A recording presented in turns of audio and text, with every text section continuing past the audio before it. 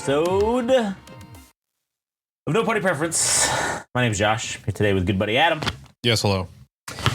And this episode, I don't even know what this episode is going to be, but I know what it's about, but like I don't know what this would be classified as. But it's one of peculiar. I can't even say the fucking word. Peculiarity. Oh yeah, that's Jesus, yeah. Dude, that was a hard one to fucking. It's too many cokes. Yeah, too many cokes, man. Too many root beers. It's dialing us back a little bit because this doesn't really have anything to do with politics or political shit, but it's just more of a commentary on the current state of things in America with like, or even in the world with like how you get content and how you access, services like online stuff. And it's basically this about Napster, and obviously this is called Napster. The road to hell is paved in gold, and it's like that old saying: the road to hell is paved with good intentions, right? When Napster got started, this kid, Sean Fanning, is the guy who started Napster, all right? And the whole point of Napster was because he was tired of them fucking slowly upping the prices for fucking music. And it was cassettes, and then the price keeps going up a little bit, and then we went to CDs, and the price went up and went up till eventually we're paying fucking like $10 or $20, $15 for $15 or $20 for a CD, right?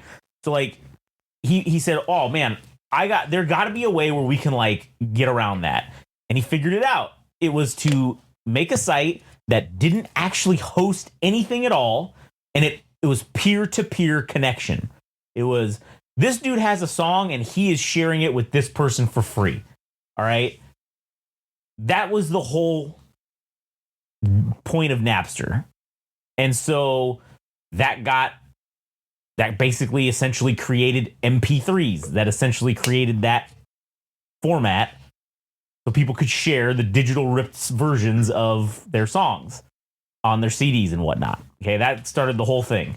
So with that idea, it worked. And I think it was in 2001, we had this Metallica demo leak on Napster. Somebody actually got it. Somebody had gotten a hold of it, and they leaked it on Napster and shared it with everybody. And that, it's honestly, it's not even really Napster's fault, but it's Metallica's fault. It's Lars Ulrich's fault as to why we have streaming services out the ass now. Because their response to that was to go after Napster. And it was this very legal gray area because they weren't actually hosting anything. They were just connecting two people together to share things. So, and technically both people own the music, right? Or like somebody owns the music. Right. Someone paid for it. And you're paying for the license to listen to it. Right. So they sue. This whole thing goes through. And basically, of course, because the system is fucking rigged, the courts side with the music industry and say, yeah, you can't, because they have so many lawyers and all this money, and Napster really doesn't have shit. So they tell Napster, okay, fuck off, you got to shut it down. Well, this leads to, LimeWire, FrostWire. It leads to like those type of sites, the Pirate Bay, where they sort of learn a little bit from the past, and they don't have any centralized location where this is on. It's harder to be shut down, but at that point, the cat's already kind of out of the bag. It's already too late. Well, after this happened, 2003-ish, Apple comes out with iTunes, all right? And iTunes is essentially, they told the record companies, hey, this idea of peer-to-peer whatever sharing or whatnot, we're going to take this idea that they have. We're going to be the peer that has the music. And we're going to charge 99 cents a song for every fucking one to download these things, okay? 99 cents a song. And the record companies were just kind of like, they're like, hey, listen, bitch, everybody's downloading their music digitally. They want it. That's why they're doing this. It's ease of convenience. So we're going to do it, but we'll do it. You give us the rights to do it legally, and we'll just charge the 99 cents. So the record industry goes like, okay, whatever. So then we get this idea now of us paying for the digital content, right? All out of Napster, okay? Because everyone basically is using now, if you look at Netflix, if you look at HBO Max or whatever the fuck it's called, Max, all these, they're basically using the same concept as Napster. It's peer-to-peer, but the only difference is they are the peer that has the rights to the content, and now they're selling it to us on a subscription basis. And Napster was the initial idea of you having access to content but not owning it. And now once the company saw that, oh, you people are willing to do this, cool, let's take this idea, steal it, and charge money for it now. And that's how we've gotten sort of into this place where we're stuck in this cycle now where they offered us these services as an alternative to cable, because cable was doing the same thing that the music industry was, but just for television, slowly upping the prices, slowly charging to where like it was almost unaffordable. And then, but I can get basically access to most of the same shit for $7.99 to have Netflix. I can get most of the shit that's on these things if you have Netflix. When it first came out, obviously, I'm talking about. Yeah, I don't think that's problematic at all, because obviously for them to go through the trouble of arranging that, but it's from a big company, right? So it's like naturally it's going to end up being like a cable company or anything else where they up their charges for their services. But I think in concept, like, sure, Napster was great, but I don't think it was ever going to be a thing that was going to end up surviving, right? Because as you were saying, the music industry went after the guy that created it, and he lost the battle, and then he ended up making, or rather, iTunes or Apple ended up making iTunes the service, right? Yeah. So I think that in and of itself, if it was any other company that did it, fine, like whatever, fuck it. But the thing I was going to get at was that it's the ease of access, because not being able to have everything at your disposal in terms of music, that shit kind of sucks. And nobody really wants to pay fucking $30 for a full length album and half the songs suck. The only way you can find out is if you buy the fucking thing. Right. Yeah. So paying $10 for millions of songs, how could anybody fucking beat that? Except now it's like $20 for a family plan for Spotify. Yeah, and the prices just keep going up. Yeah. And also we don't own it. We don't own the content. We're renting it. We're paying to essentially rent it at this juncture, because you don't own any of this shit. Even now it's moved into the gaming industry where like when you digitally download games, you don't actually own the game. You're just paying them money to access it, and it says they can revoke your access at any time. And the server shut down eventually too. Right? Yeah, eventually. But if you have the physical disc of the game, you can play the shit all you want. I mean, I have some games like that are Xbox 360 games that you can't buy them. They're unavailable to purchase now. If you owned them digitally through the Xbox store, they're unavailable for you to access unless you have the physical fucking disc. So it's very funny how, you could have bought this digitally, but sorry, now we decided to take it off and you don't own it.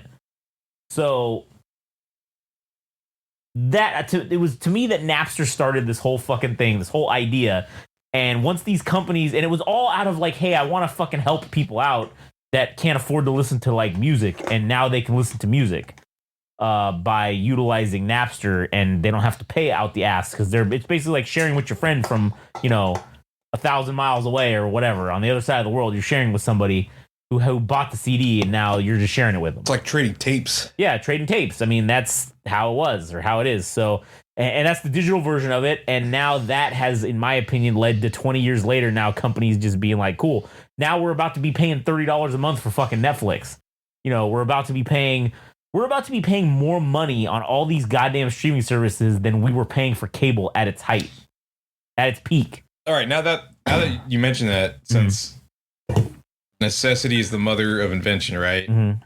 That every time that something like this has happened, do you think another flashpoint will happen where somebody will invent something where it just reels in everything, and you can access pretty much every service that has a subscription, and you'll basically get to do anything for free, like watch movies or all this bullshit, and then we'll be right back to where we were, 10 or 20 years ago, right? Where we're gonna be like, somebody will do something that's groundbreaking, but then somebody else will steal that idea from like a major corporation or a company, and then sell it to us again for like $10, and then we'll just go through this. Yeah, well, what I think is going to happen this cycle around is it's going to be different than that, because what I think it's going to be this cycle around is it's going to end up being, okay, like, there's like 5 major media companies that own everything, basically, right?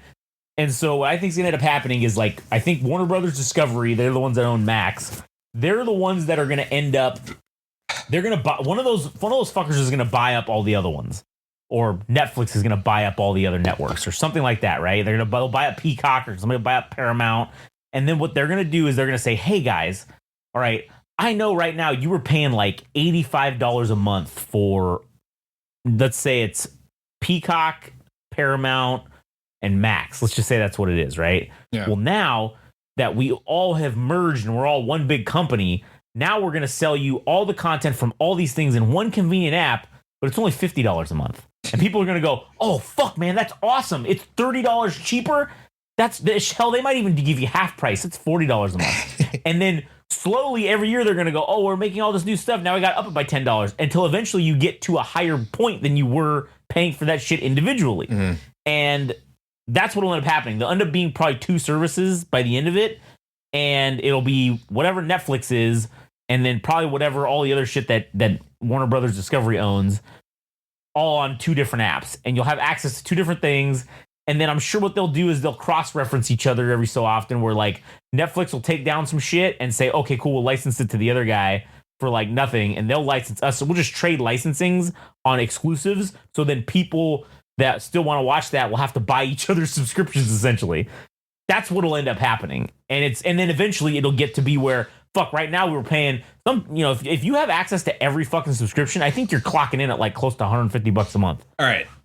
So it is already odd that people don't, well, I guess younger generations, they turn more to YouTube, and they're not even really tuning in so much into actual programming. I mean, how often are you yourself watching actual television shows? The only one I'm actually invested in is actually Severance, and maybe when Shogun comes back, I'll watch it, because I want to see how horrendous it is. Yeah. But I really don't watch television all that much, and if I watch anything, it's like just regular people talking about sports or some other shit. It's not television.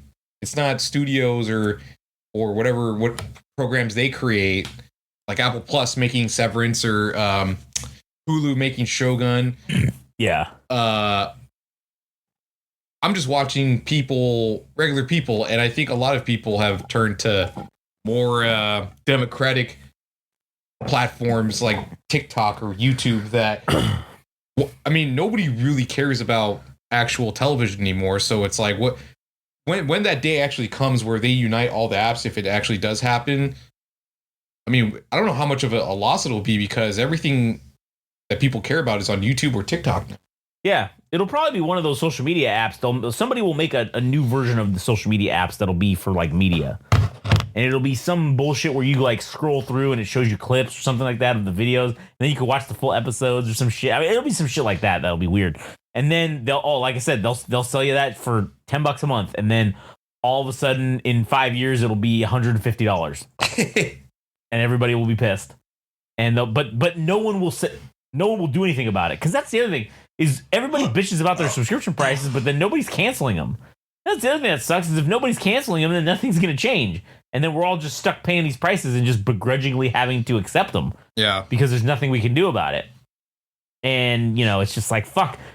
By the end of it, I don't want to be paying $30 a month for Netflix. Like, Jesus Christ. That's insane. But that's where we're at. That's where we're hitting. That's what we're getting towards. Dude, I mean, I'm a pretty active user on Reddit. I mean, I don't comment on a lot of stuff, but they're thinking about charging for content. And I don't know how it'll work, but if I have to pay a subscription to access certain pieces of content, like posts that people write or whatever, then fuck that, dude. Yeah, that's I mean, terrible. Reddit itself, it's a bunch of forums or whatever. But the fact that the company itself wants to go in that direction where they're charging you to access posts and stuff, fuck that, dude. That's not, I mean, you could run all the ads you want or whatever, and you can make a premium service where you don't get ads, and that's how they make their money or whatever. But the minute you start charging for posts, dude, that is straight ass. Yeah, it's ass and a half. So that's where I think we're headed. And again, like I was saying, Napster is the reason all this happened. It got the ball rolling on all this shit. And it was with the intent of doing something good for everybody. But it doesn't matter. It's like, oh, the guy who makes the car that fucking runs on water. All right. Well, once the corporations find out about that, oh, cool, we got to use this we got to steal this, suppress it, get rid of it, and then say, oh, well, we'll make our own version and how it's great, and we could charge you money for it. Or nuclear energy. Yeah, or whatever. Into a bomb. Yeah, the free electricity shit. Like, it's shit like that, yeah, or nukes or whatever. So, anyway, that's pretty much the end of the episode. I don't really have anything else to add. You anything else? No. All right, cool. All right, well, I don't know what the next one's going to be about, but stay tuned or, what have you. Go fuck yourself.